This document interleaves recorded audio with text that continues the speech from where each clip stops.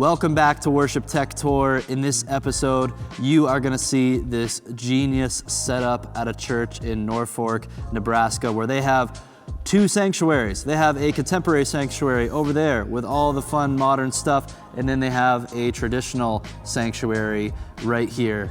And here to tell us all about it is Mr. Jordan Miller. He is the director in charge of all things worship and tech at this church.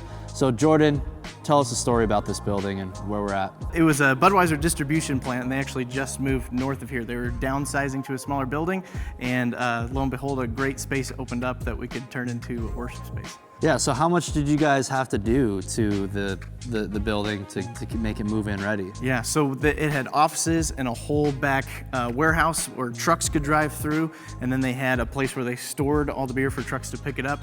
So the office area we really didn't touch too much. That was we were able to use, but then we turned the big drive-through where all the trucks came through into our worship space and our children's education space, and then the rest of the freezer where all the beer was stored is where we put our lobby, our traditional worship space as well. Okay, so tell us a little bit about the strategy behind having two spaces. So in our old building, our people never saw each other. We would have our traditional worship space was at one end of the building and contemporary was at another, and our people just never mixed. So we still wanted to be unified as one church. So by putting kind of our lobby area that we call the point that goes with our mission statement, pointing people to Christ, we're able to have people come together, and then they can kind of just pick what style of worship they want to go to, whether it's contemporary on that side or traditional on this side. It's still one church where we have one message all the same. Awesome. So let's start with the traditional setup here. Yeah. It's not a huge worship center. It almost does feel like a nice chapel, like we were talking earlier. It's probably great for you guys when you have weddings or funerals, memorial services, and stuff like that too. But yeah, let's go ahead and check it out. Yeah. We were able to build kind of an A-frame church in a warehouse. So yes, there's a space above this, so we could still run all the wires and lighting and everything. This was a space that was kind of put together with Texas timber frames with all the wood. It is natural wood that we were able to put in here, and then add some modern lighting and things to do it. Still keeping liturgical. We have green night now for the liturgical season that we're in, but allows us to also be flexible to do things for weddings where we need to go to white or different colors like that. We're able to just kind of change the mood of the room a little bit to reflect the messages that we're trying to convey as well. We're able to keep a lot of our tradition, a lot of our history with the church. It was founded in 1963, so not super old church, but all the stained glass, all the altar furniture, we were able to move from the old location to this new location. So there was some familiarity as well. Awesome. Give us a quick rundown of the tech you're running in this room.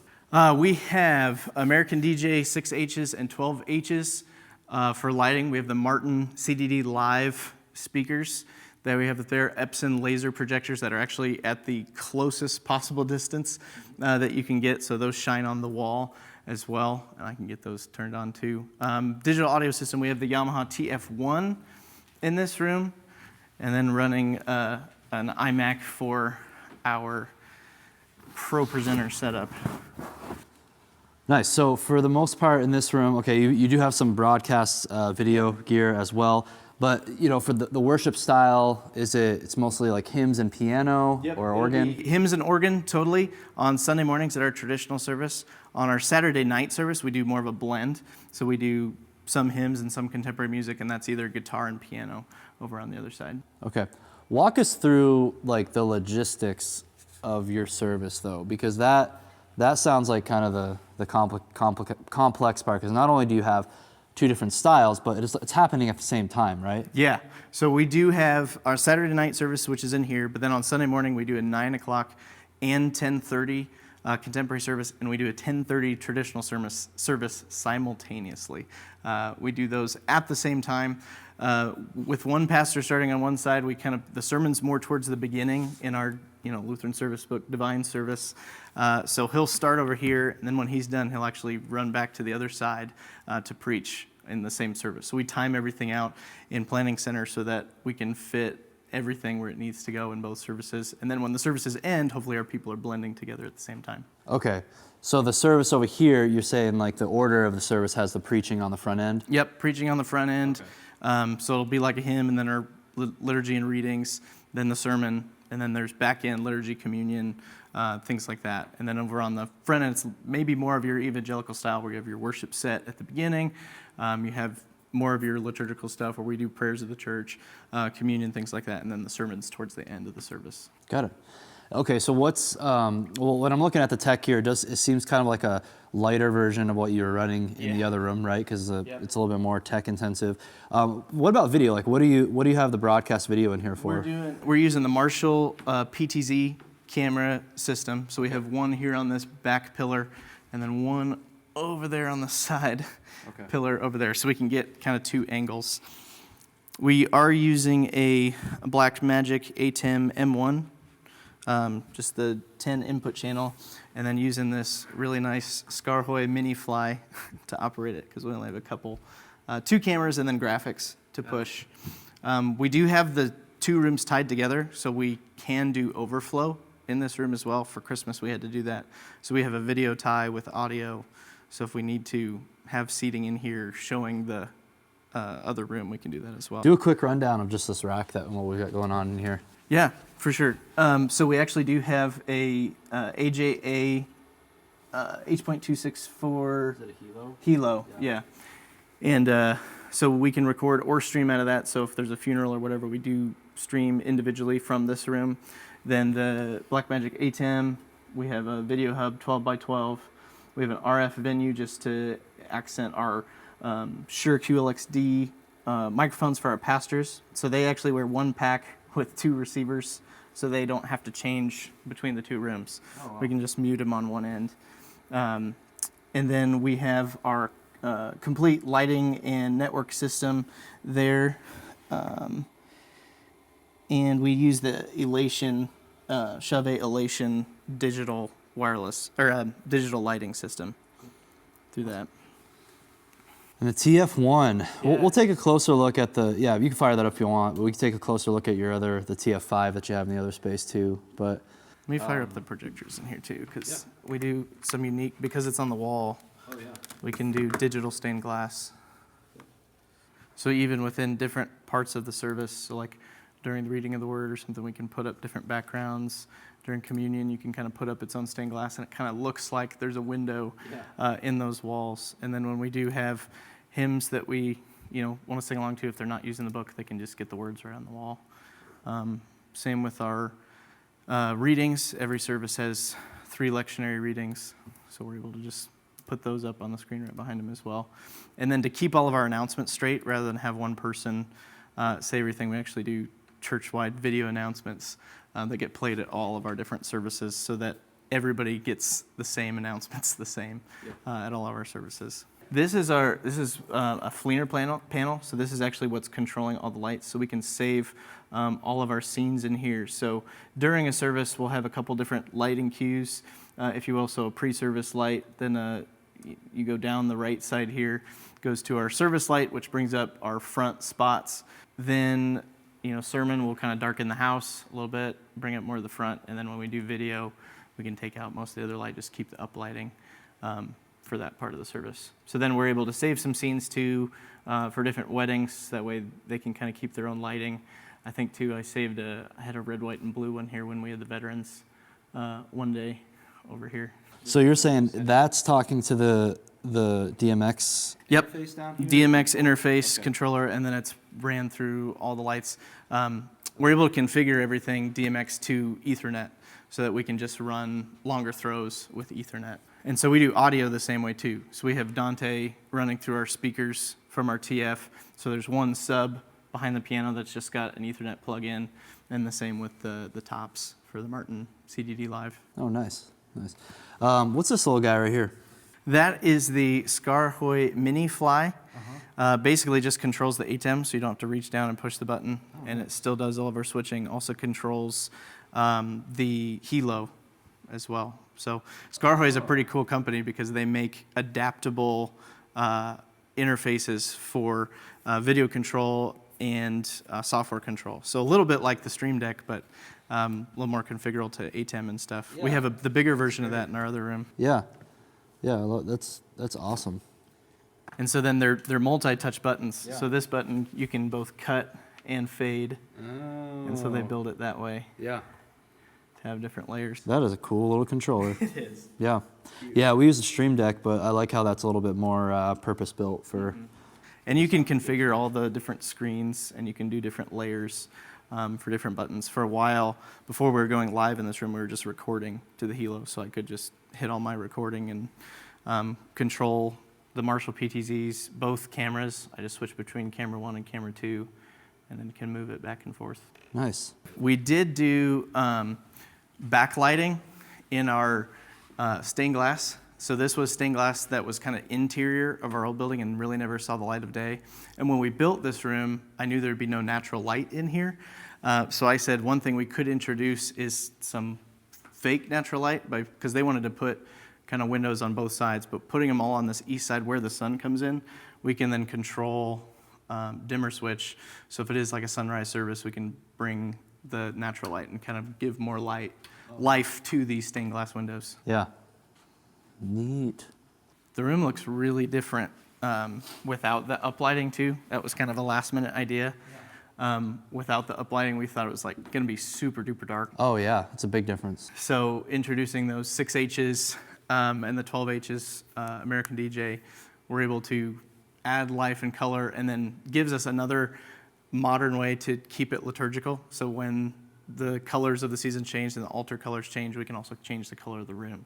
So it's very environmental when you walk in. Since we added a digital Carillon system, we did, it's built into a rack. So there's 4 speakers up on the roof that go north, south, east, west, and then a sub. And this is a really cool company that makes this. I can't remember the name of it offhand. But basically, they put in 10,000 different hymns and bell tones recorded from different bells, and it's just got a touch screen right on it, so we can configure. Explain to folks, what is a Carillon? A Carillon is kind of a fancy word for bells, I think. It's a very kind of traditional way that you can signal to a community what's happening in the life of the church. So when you have liturgical hymns for time of season, like Christmas or things like that, signifying the start of a service, we play tone bells for funerals when people do pass away, and just kind of provide some life to the church. So you'll hear it, on the hour playing the bells of the tones, and then at 8 in the morning and noon and 5, kind of signifying, the work day, it'll play a hymn, which is pretty cool. So that's all configurable in that rack. And then we're actually just sending that to a Yamaha TO box, kind of a stage box. It's like the only thing we have plugged into it. But then that can run to play in the room as well as go to the speakers outside. And the QSC amp is the only thing that powers that speaker up there, but it gets pretty loud. We did our best too, you can see it better from this angle, to hide those uplights. So we have some dispersion paper on them, but we built and kind of coated the wood the same way on the other side to kind of block those, and then also hiding our Vivitech projectors behind the beams, gives it some light. Eventually too, we're gonna hang congregation mics up there just to the beams so that we can hide it a little bit better too. Yep. Yeah, this is great. I like this simple lighting setup with these spots right there, and then you can see you've got the LED washes behind, kind of gets the wall, gets the back of people if they're on stage, kind of works as a hair light. So simple lighting setup. Everybody's like, how do I set up lights? Just like this, put spots in front of the stage to get the front of people, and then put washes and color behind, so you're not coloring the front of people and they look really strange. So this was something we just added, the Sennheiser Shotgun Mic for the congregation. I have a second one of these that will eventually hang, but the flanges weren't in yet. So once we get those, we'll be able to hang these up so we can really blend in that congregation singing, especially when the organ's leading at our Sunday morning traditional service, so that people at home can sing along. So you have 2 live streams at the same time as well? So we do 1 live stream. And what we've actually started just this year is we're live streaming from 9 a.m. to 11:30. So we have our 9 o'clock service contemporary that streams first. Then we're doing a halftime show kind of in between so people at home can get that fellowship feel in our lobby space. And then it'll go to the traditional service at 10:30, and we stream it all the way through. I think the only one other thing in this room is just how we were able to hide everything. So when we built this, there was one metal pillar that ran through this, so we encapsulated that one in wood because that's more structural. Yeah. But then to add to it, we made this one hollow. Oh. So everything from the booth can run up and right over the A-frame, down to the other side. Cool. All right, I think it's time for the other one, other space. Beautiful. Got the garage doors, so explain what those doors are for. So those garage doors were original to the building. That's where the trucks used to drive in, and then right behind you is this blue pillar that we kind of kept to. This is where the forklifts would actually drive in, so it's kind of an architectural feature, but where they would deliver the beer. So now instead of transporting beer, we're transporting believers in and out, which is pretty cool. There we go. So those were the garage doors. We kept them, made them storefront windows, but then kept the garage door mechanisms to seal in the natural light so we can control lighting in here for services. But it's cool because before we did this, the doors were up this morning, and you walk in, there's a ton of natural light if you want that feel as well. Absolutely. Definitely not with those door openers, definitely not a mid-service. No. Originally we wanted to hey, let's introduce some natural light during the sermon, but it was super distracting. So eventually some shades I think will work really well if we can get them dark enough.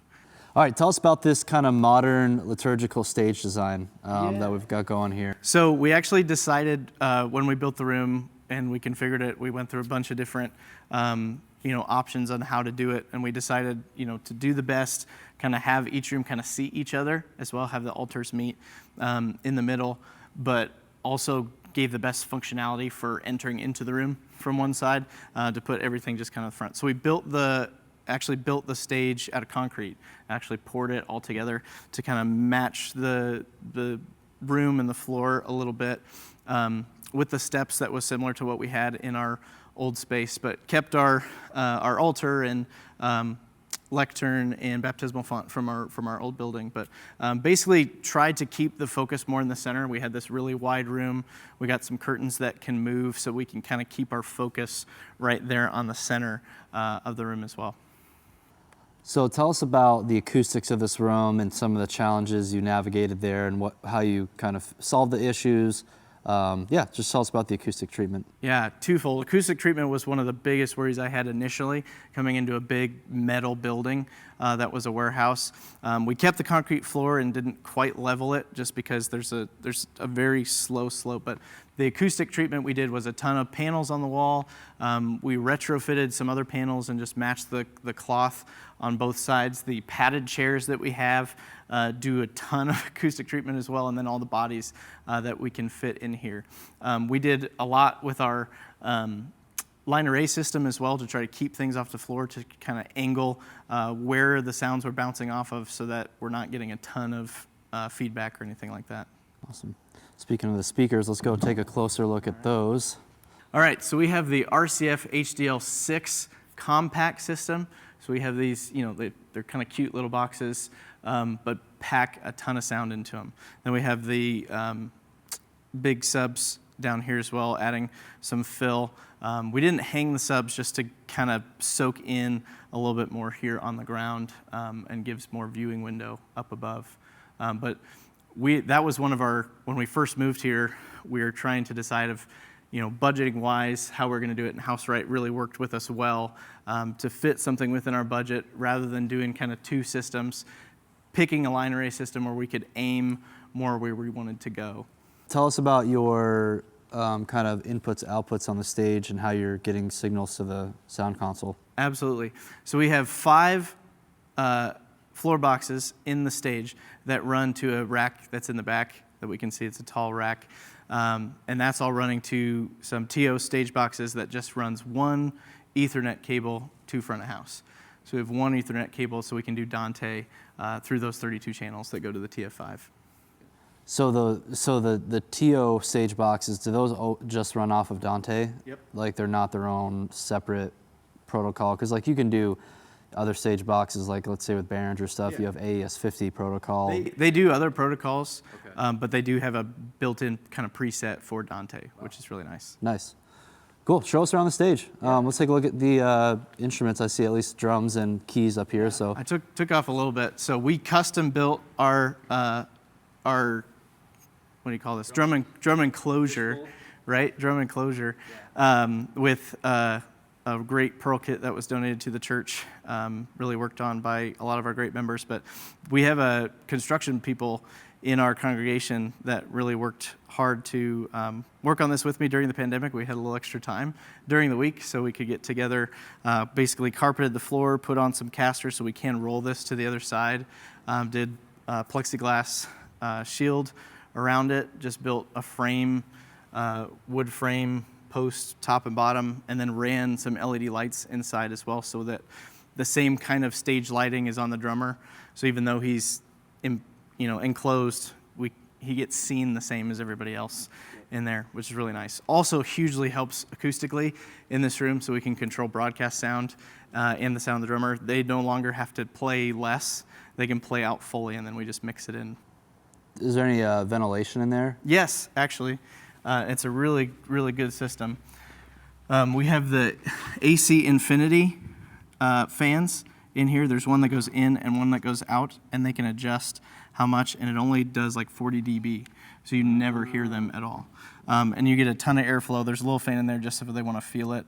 And then we went ahead and stuck a GoPro Hero Black 7 in there just so we can get another static angle of our drummers on Sunday morning. Yeah. Man, this is quite the construction. Are those like 4 inch by 4 inch beams right here? Yeah. Is that what I'm seeing? Okay, cool.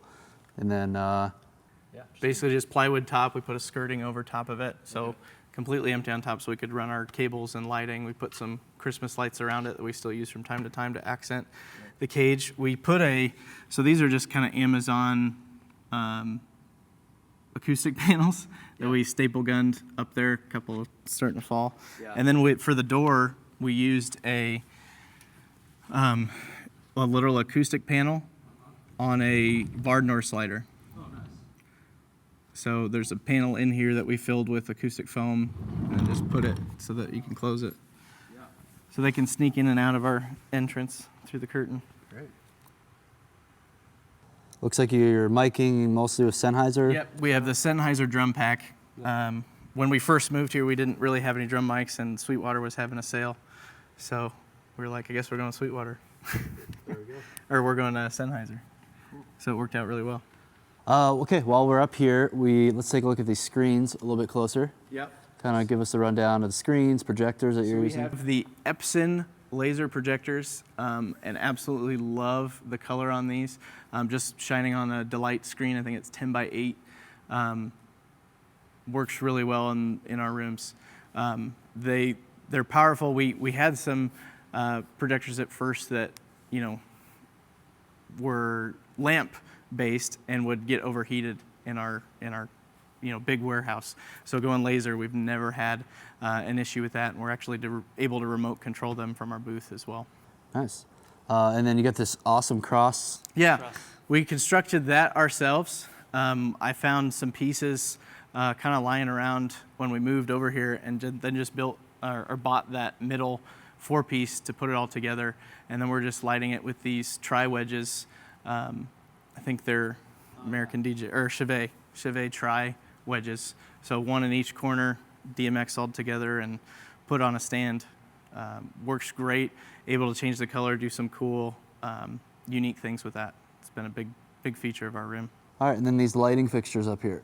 Yep, we have just some PARs, but then we have the Rogue washes, the Rogue 2X washes that work great. They do zoom and tightness, so you can get some beams, and then you can get some wide wash with color. And then down below, we have the Rogue spots that we do to shine on our curtain to give some designs, but then also do more beams going out. So we have a really unique hazer. It's the Pea Soup Hazer. and it's CO2 based. A lot of hazers are more water based, and what I like about CO2 based is uses very little liquid, so it lasts a long time. We got the built-in fan attachment, and then is mostly CO2 powered. So we have a CO2 tank that goes right behind that blows most of it. I feel like that's fitting for a Budweiser church. Yeah. To have CO2 based haze, but it's great because it comes out compact, but then you let it sit for a little bit and it'll expand, and it's a little bit of a lighter, very reflective, but a little bit lighter material, so it just kind of hangs in the room for a long time. And do you guys ever get like complaints about haze or anything? Yeah, it's been a balance. I mean, it's a dance for haze. The biggest, our defense behind it is it really enhances the broadcast experience. Being German Lutherans as well, we don't do a lot of movement, so we let the lights do a little more movement for us.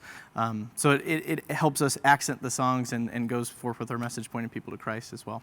So my key rig, because I mostly lead from keys, kind of my primary instrument, but I'll fill in to lead from guitar and whatnot if I need to. But I love playing the Sunday Sounds rig, just updated to the new version, and I bought the M-Audio Code 61 controller and then just mapped all the colored buttons to the natural buttons that were on the console itself, so I can see it right here. And then I also enabled a lot of the buttons to control my prime loop, which I'm running for click and running for tracks.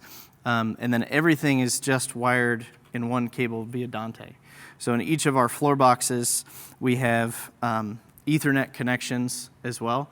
So I'm able to not only send stereo key sound, but then I can split up my tracks into 16 different channels if I want to, which is really useful if we want our front of house mixer to mix channels differently or tracks differently.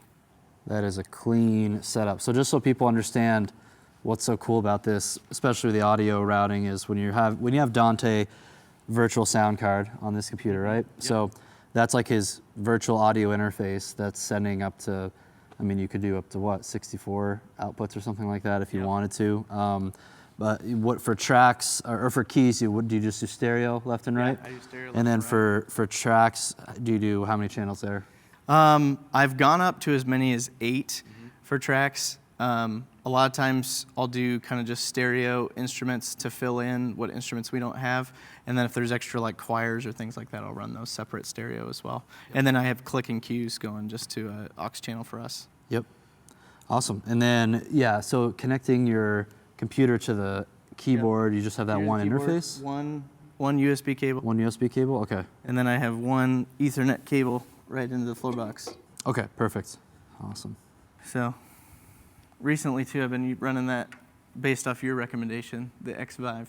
Oh, yeah. Just gave myself another wireless option because we have some Shure Psm wireless, but keeps it simple and wireless for me in case I need to run off and do something. But I have all my stations just right here. Oh, okay. You mean like you're using that for your own monitoring, or? Yeah, just for my own monitor. Okay, so each of our floor boxes do have, they have a mix of, and these are kind of cool to see. Housewright did a really nice job on inputs and outputs. So we have our different mic channels because we have up to 32 physical channels. Then we have 2 aux returns in each of these back boxes, and then just one in the 2 front boxes. Okay. And then they also gave us some data jacks there and video in and outs. So if we wanted to add cameras, whether we want to add displays, which we've thought about too now with Pro 7, we could add some TV displays to do some background stuff, or if we wanted to have video inputs that can go to our router. And then if we ever add lighting, because we have that Elation lighting system, we can add lighting just through the Ethernet jacks there, or we can add in Dante instruments or whatever. So it's very configurable. A lot of our stationary musicians will use the Behringer PM1s for in-ear monitoring to return. That was a big thing when we moved into here. Metal building, we had no stage sound. We made sure we did in-ear monitors so we can keep it all contained. Yeah, while we're up here looking at these lights that you have above the congregation here for front lighting, going right into my camera here, those are all, looks like ellipsoidal lights, or just give us kind of a quick rundown of what you're using for front lights here. Ellipsoidal lights, we went through kind of 2 phases. We have more of your traditional ones that have the bulbs in them, and then recently, when we built the other room too, we got those LED juniors so that we could have a mixture, and eventually, sometimes too, we have to go up on a lift and change out the lights, but really keeping a lot of face light, keeping it all on the stage too, so when we have our pastor, we can just highlight that part of the stage, so we kind of zone off our lighting too, so the band can kind of fade into the darkness. The lights, we did have some lights previously that were more like shop lights that really just like got down to 10% and then turned off. But these have a true fade, and then we can control each light individually to kind of heat certain parts of the room. So we want to keep where our cameras are totally dark, but then maybe over the seats we want to have a little bit of lighting and whatnot. And the other cool thing is we can take some of the lights out towards the front and then turn some more brighter when we do communion and things like that, and people are moving within the room. Great. Let's go take a look at the tech booth. Alrighty, here's our front of house console. This is the Yamaha TF5 console. We love it. It's really volunteer friendly, so not a ton of buttons, as you can see, not a ton of knobs or anything like that, but still has a great level of control for us to do. Input 1 is basically all of our floor boxes, so channels 1 through 32, and then our input 2 is everything in this rack back here. So these are all of our wireless mics for our pastors and our singers, wireless guitar pack, things like that are in that rack. But then the Yamaha, the Yamaha TF gives us that custom fader level, so we can kind of configure everything we want, so our sound guy is really happy on Sunday mornings. Got it. So yeah, what was the what led you to go with the TF series over all the other options out there?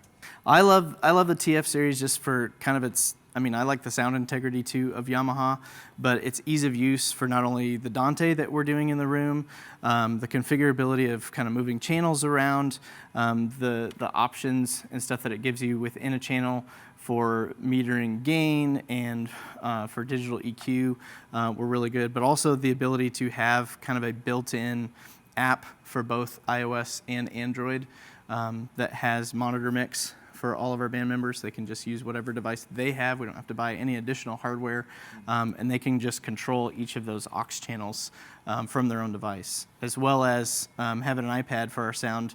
Because this is so far off in the room, he can then go kind of in the midst of the people and mix from their stage mix app as well. How many aux mixes are there? There are 8 mono auxes, and then they have 6 stereo auxes. Okay. What's kind of different about the TF than like the Wing or anything like that I know JQ like is they don't have a ton of built-in effects. They kind of just give you 2 effects channels, but we kind of wanted more integrity of our sound over just adding a whole bunch of effects and layering it that way. You mean you didn't want a console you have to ship to Behringer every 6 months? No. Okay. I like a steady console that's firm and won't break down. Yeah. Just very like Lutheran German of you to have good engineering, right? Yeah. So just take a quick closer look at this guy here. So you're saying fader banks, okay. So yep, group 1, really, input 1. Okay. Because it's 32 channels, 32 mono channels, right? Do you have? You can link any of the channels together. But instead of having like right here the keys, this is where the Wing shines a little bit with having, instead of having to take up channel 31 and 32 for 2 mono signals, you can put it'll be a stereo on 1 channel. Mm-hmm. But you guys also you found like this channel count you haven't been. Oh yeah. And when we do our custom layer, he may just have 1 fader that controls both. Got it. Yep. So that way he can just mix with 1. Nice. So, and it does go all the way to 48 channels, or 42 channels, because it has a second bank. Oh, okay. So there's 32 physical faders, but then it goes all the way to 40, or 40 and then 42. Yeah, well, because it has some like auxiliary inputs and stuff. Yeah. So show me, if we go back to like a typical like a vocal mic or something like that. Yeah. Just show me kind of like when you're processing EQ and all that stuff. Yep. So it goes top to bottom. It has a physical EQ. They give you kind of this. Yamaha has this cool thing. It works more like a guitar tuner. Mm-hmm. So you can kind of get in the green here rather than if your volunteer doesn't do a lot of metering. Oh, yeah. If they get in the green in the middle, their gain's solid. Oh, interesting. Yeah. Yeah. That's cool. So then each of these two, all the channels 1 through 32 have 5 bands of EQ that they have in there, and then you can also build in any of their presets for some of the mics and stuff that that Yamaha works with. Oh yeah. So if you have vocal, they have kind of generals, but then they have 4 specific mics. If you're using a Beta 58 or if you're using Sennheiser mics, they have kind of a built-in EQ base that you can base it off of. And then they have a fancy thing called just one touch and turn. So if you change that to the one knob, it'll do kind of a general EQ for you based on intensity. With their experts that they have. That's funny to how kind of pre-EQ things. Yeah, so with that turn, it's basically like the more I turn it clockwise, it's cutting lows, boosting highs, so trying to make it a bit brighter, and then the other way is flattening it out. Flattening out, yeah, that's interesting. Yeah, and it's all based off what you're using, Yeah. Inputs that you put in that way. Yeah, one interesting thing too, I mean, you could do this with any Dante-enabled console, but even here, if you got those, because how many of your aux outs are you actually using right now for your monitors? For monitors, I'm using these 8 because I can stereo link them as well. So I have drums have stereo. Are you using the other stereo ones though? And then I'm using these 3 stereos for our wireless in-ears for vocalists or guitarists. Oh yeah. And then I have what these are being used for now, actually mix buses to go to our broadcast sound. Nice. Yeah, because I've seen, have you seen those Focusrite RedNet headphone modules that you can, I think those are Dante enabled too, and you can just send audio, should be able to route it straight from the console to those, so that could be kind of a cool monitoring setup. But yeah, I love the setup you got going. So then underneath here, seeing some wireless gear. Yep, all the Shure QLX wireless, QLX-D4 wireless rigs there. So like I said, the same on the traditional side, our pastors can wear the same pack, just frequency boosted in the same, far enough distance they're muted and not causing any issues. And then for our wireless, we have 3 wireless mics and a wireless guitar pack. Nice. So we've got the antenna combiner as well. Is that the top thing? Or there's how many? And I'm trying to look at these 2 different units here. So you've got, we're about to overhaul, antenna power distribution system. Yep. And I have an antenna in the back for the in-ears. Oh, okay. Behind the stage.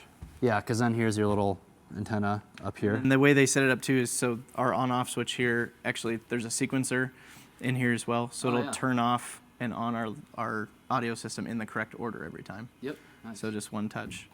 Very nice. Cool. Well, that's audio control, routing and processing. Let's go to lighting.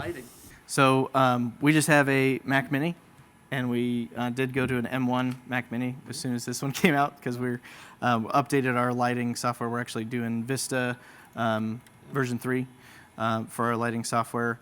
I don't have anybody that actually mans this. I'm mostly having a playlist that I have go on Sunday morning that ProPresenter controls.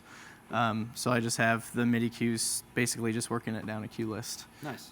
So the only MIDI that Vista does is just kind of play. So we have this console too that we can configure different things.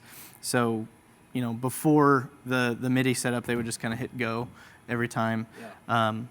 But now it's all digital. I've only done this a couple times. We did a couple concerts in here when I've actually had to push buttons and do it live. But we have the Vista MV console for those kind of uses. But then when I configure lights and everything, I just use the trackpad and click on the lights individually themselves. Awesome. Yeah, pull up a couple different scenes. I'm gonna have the control software with the stage in the background, and people can kind of see. Cool. It'd be better with haze. That's okay. So we can fire up the hazer later. Okay. Otherwise, if I just play through like Sunday, do dimming, I'm on the wrong one. So when we do kind of our pastor welcome, just focusing on that front part of the stage, and then when we go to a song, we have the lights spread out for the band. Oh yeah. Introduce some color based on our backgrounds and stuff.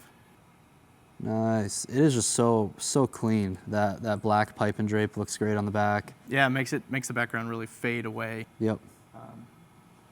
Love it. And then change colors to, let's see it with haze. I do have one scene too I can show where we light the curtains. So having those black curtains too give us you know, some shapes and stuff we can introduce, just add some nuance. Yeah. During Christmas time too, we hung on that lighting baffle just string and made them in the shape of Christmas trees. So introduced some different lighting techniques that way too. Oh, cool. Lit them, uplit them. Those, I almost thought those were the Anheuser-Busch logo on the design there for some reason. I don't know why. So I was telling you too, I've only had one case use for this, but because our house lights are individually DMX controllable, you can have a pretty sweet party or like Good Friday lightning storm because they're each individual. Yeah, that's pretty cool. And actually, we do that quite a bit, not as quickly. And I think if you might find during certain just songs, you could have a more subtle fades throughout the room that actually kind of really adds. It makes the congregation, I think, feel like they're more in kind of in that experience with the lights than just watching it on stage. So. Yeah. The other thing we do kind of combine with the other room is we still do, you know, some liturgical lighting in here too. So when it's green over there, it's green over here kind of at the beginning too. So it's still one church altogether. Yeah. All right, next up. Yeah, so this is our main graphics computer. We got this iMac kind of right in the heat of 2020, right before the M1s came out. So kind of bit the bullet a little bit on price to get that with a huge graphics card. But we are running ProPresenter 7 with the Deck Link Duo. Right there in that. So yeah, you got a big expansion chassis right here. Yep, expansion chassis just with one of those. For you guys. Super grainy, but yep.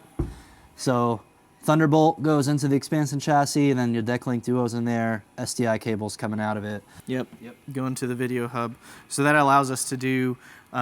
We run our, you know, front of house graphics. We run our lobby TVs that are out in the point, and we run our lower thirds graphics for our program, for our broadcast, and then lyrics in the room as well.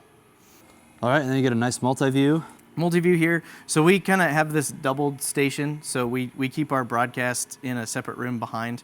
But if there's ever a funeral or something in here that we need to run, you know, from front of house, if one person's having to operate three things, we can move our Scarway switcher over here. Okay. And then we have these RTS comms, clear comms. I have a couple different ones that go all the way through this video room into that room, and then we're going to be introducing that into the other room as well, since we're broadcasting all at one time. Yeah, so tell me about the RTS system. Yeah, so it's a wired comm system, but it gives us kind of two channels. So if individually they wanted to talk to the, you know, just the camera operators versus everybody, they could do that. And then just has a built-in call system, you know, to get a hold of them. But works really nice, very clear. Each one has its own kind of belt pack. So they can have their own volume control for each of our stations. But then we have wall stations that those plug into and routed in the walls. Nice. What's this guy? This is actually on loan to us. So we've had a great privilege in partnering with local TV here in town. There's a channel called News Channel Nebraska that goes all over the state. And so we got connected with them, so we're able to give them a program feed as well, and we bought some airtime. So we actually show our services on television, on their antenna channel 35 in the state of Nebraska. So not only are we online, but we're on TV locally. So a lot of our nursing homes, a lot of our shut-ins, they can't, you know, pull up YouTube or pull up Facebook, but they're able to have their TV or the TVs on in the nursing homes to channel 35. So we're able to do expansive ministry all over Nebraska just for people popping on. Yeah, you never think about that. Yeah. Not everybody can just pull out YouTube or a web browser. So an interesting idea too for worship leaders looking to try to connect locally, you know, see if there's any local news broadcasts or whatever you can get airtime for, because it's been a huge benefit to us. So that's kind of their gear, but they have a live view system in their booth that they're able to just connect to remotely. All right, then I can hear the, is that the video hub screaming over here? Yeah, the video hub, we upgraded to the 40 by 40 because we were introducing some new cameras and stuff. But then we just have the A10 production studio 4K. We don't ever shoot 4K really, but ATEM switcher and then the video hub, routing all of our ins and outs so that we can send whatever we need to the screens or to the other room. Just easily switch things over to our stage display screens on the back, all just nicely put in one rack.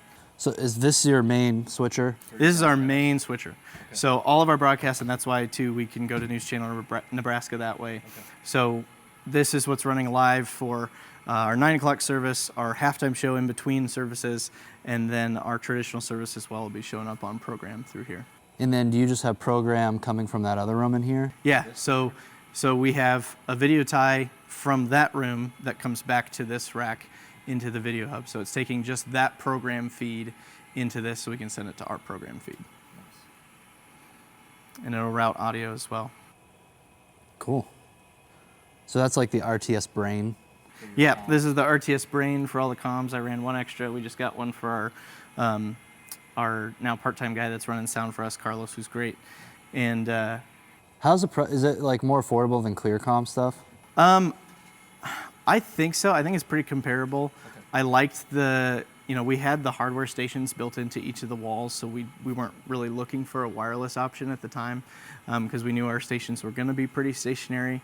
Now that we may be introducing some wireless stuff, we're going to have to get creative, like AirPods or something, or look into some of that. But RTS was a really nice build for us, just to have some really high quality headsets and things like that. They had a smaller version and a larger version, and just made it usable for multiple people.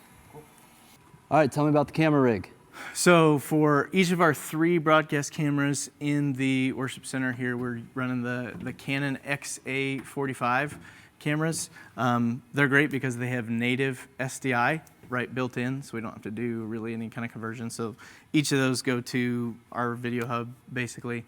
And then we added the attachment of that Marshall monitor just kind of recently to enhance the scene and then show the grid for our volunteers to do slight sharpness and coloring changes, but just gave them a bigger viewing window so they could see more of what they're doing than the comms that are connected to it as well.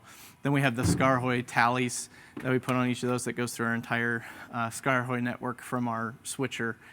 So as he switches, the lights will change on each of the tallies on the cameras, so that both the camera operator can see that they're live, and the pastor can, when they're addressing the online audience, can see who they're talking to. And then of course they can control zoom and focus. Got a Zoom handle rack right there, so they can control zoom and focus. Some options for autofocus as well. They can just tap the face on the screen. It's got face tracking. So the Canon screen, not the Marshall screen, but the Canon screen's touch screen, so they can do some facial tracking. Wow, that is a nice variety of focal lengths you got there with this guy. And then I think the audio that's being fed through this camera is the audio that's doesn't have all the multiband compression, anything that runs to our cry room as well. Oh, so we just kind of plug it into that camera and routed it that way. Got it. Are all the cameras pretty much the same? All of these 3 cameras are the same. We just added this nice Blackmagic Pocket Cinema 4K for that halftime show. It might be a little overkill, but really gave good depth of field because we have such a large room. We're able to set up a table in there, and I'll get you some B-roll for that, but so that we can have some people, congregation, interacting with our host to kind of talk through the end of the contemporary service and the beginning of the traditional service, which is pretty cool. And then we might start introducing this too as a roaming camera. So pretty sweet, pretty sweet setup with the Pocket Cinema battery pack. But then we got the Teradek Bolt 4K LT that just runs right into our rack right there. Can go up to 750 feet with 0.01 latency. Wow. So, wireless video and audio running through there. And then, is there anything else on that? You get the cage, obviously, the handle. And you might have to ask Evan more. The lensing and speed glass booster on it. Yeah, he's got the speed booster on it and a Canon 50 millimeter lens on it right now. Yep. And there's a hard drive on there. Yeah, so rather than storage in SD card, because it'll fill up really quick if you're shooting at high res, you're able to get a small rig attachment for a 2 terabyte portable SSD drive to fit right on there. So he doesn't have to unload it like every day. Yeah. Yeah, that's awesome. Time to go to the video room? Yeah, we can go back there. All right, so this is our green room. We painted the wall green so it made sense, but also doubles as our video control room. So we have our director and video switcher that sit here. They're using the Scarhoy Airfly, so this is the bigger version of the one from the other room, basically controlling the ATEM switcher just over Ethernet cable. PoE right there. So they have a larger monitor so they can see each of the camera angles in the multi-view, and then we have it's basically daisy chaining off the smaller multi-view so the band and all the stuff that's sitting here with them can still pay attention during the service and see what's going on as well. Yeah, I like this. I've never heard of this brand before, the Scarhoy stuff. Yeah, it's awesome. So not only are we able to, because we have all those ATEM channels that we can go for the main output, but then we can also change to our auxes, and these are what control the projector screens. So if we wanted to just send, camera 1 to our screens, it would change completely the screens. So we'll do this quite a bit, if we want to change program to our screens. So then so we can do IMAG in the room, the same as our broadcast. So we can do the lower thirds and switch, and then if we want to fade to graphics or whatever, we can do it routing that way. And otherwise we just hold our graphics in that projector screen. And then we do the same. This top feed then controls our lobby TVs. So before the service we have our pre-service announcements, and then for anybody out there that wants to see the service, then we can just throw our our program out to the lobby TVs as well. So is that all the ATEM that's being altered, or what about the video? You're manipulating the ATEM with this. Because the ATEM has all those auxiliary outputs that you're utilizing. Okay. And they're when you actually use the ATEM software, it can be really hard to get to the auxes that you need because you're not really buttoned for it. And that's where the Scarhoy system's really cool because they make it accessible just in another tab. And then we have our macro tab right here on the Scarhoy as well. So when we're running our contemporary service, we hit that first macro so that it has our DSK for the lower thirds. Then we hit that second macro. It'll take that wireless camera feed from the lobby and its audio, fading to that and muting the audio of the contemporary service. Then we take camera feed 3, which goes to our sanctuary traditional service, takes the audio from there, mutes the other audios. Wow.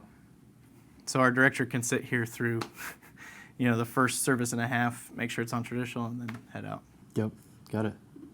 And then audio-wise, you guys are pulling from the board, right? The mix bus. So we actually have a Bss processing system that feeds off of the movements of our Yamaha TF and has some built-in multiband compression and things like that. So it sounds really, really good, and we don't have to have a second mixer or anything like that. Explain the BSS. What are you talking about? So it's really hard to explain. Yeah. So in this rack, we have a Bss processor that has some built-in algorithms. And this was Housewright Production that did all this. I'm not the genius that created it, but they set it up in a way so they built matrices out of our TF console. So based off the fader movement of our engineers, it'll scale it to our broadcast mix. Oh, cool. So we always have, the pastor's mics more elevated than the band. There's a algorithm that goes that way. Yeah. Mixes, and then we can change in the matrices if there's too much bass or whatever, we can pull it down. But it's based off of the room sound. It makes our broadcast sound really nice. Yeah. And it's EQ'd differently for broadcast. Cool. Let's check out the rack then. This is our Backstage Rest. So this is that Bss processor I was telling you about. So this will mix based off the movements, as well as puts in our congregation mics that we have above in this room. So we don't have them controlled in the console, but it's just added to that broadcast mix in there as well. Then we have our Dante primary and secondary, and then we have a great networking system that's very disorganized. I apologize. Great networking system. So this controls all of our floor boxes, as well as our data ties to front of house, so everything is connected. Our Elation lighting system works that way too, so if I just need to have a light coming out of that one stage box, I just have to plug in the light and tell it where to go in what stage box, and it's connected through, we have a DMX node that goes through 5 universes using DMX King. Then down here, we have our Shure Psm 300s for our 3 wireless in-ear systems with the RF venue antenna for those. So we just got to make sure that's always aimed at the stage when people walk back there. And then down here are those Yamaha TO stage boxes. So these are plugged in 1 through 32 and the auxes 1 through 8 into our floor boxes. And then those are individually sent, just one Ethernet cable to the TF5. So, and what's pretty neat is as soon as you plug them in, they have a simple config version. So it has 1 through 16. So you tell this is unit 1, this is unit 2, power them on, tell it Dante, and they connect. They boot right up. Very nice. Cool, man. So with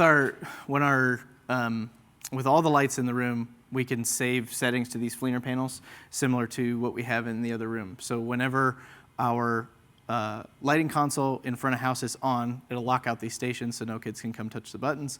But then when Vista's quit out of the program, these Fleener panels will take over, and then we can save scenes to them. So like for a band rehearsal, I just have a band rehearsal lighting setting so I don't have to turn on all the lighting rig.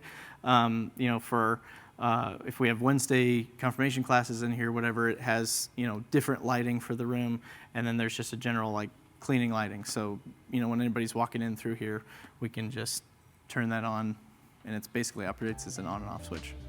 Jordan, thank you so much for this awesome in-depth tour of your space here at Our Savior Lutheran Church here in, forgot to mention at the top of the video, Norfolk. Even though it's spelled Norfolk, pronounced Norfolk. Norfolk, Nebraska.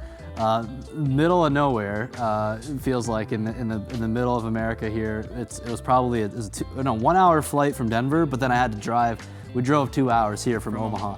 Is that the quickest way to get here? Yeah. Okay, just making sure. Other than like maybe private plane, but. Because what is talking about this area and what your church is doing here? Like, what is Norfolk and like in terms of like what industries are going on here? Like, what do people do who are in the congregation? Yeah, Norfolk really has big steel industry. Right across the street is Nucor Steel, so there's a lot of that in town. Still kind of a farming town too, but really kind of a growing city in itself in northeast Nebraska. Okay.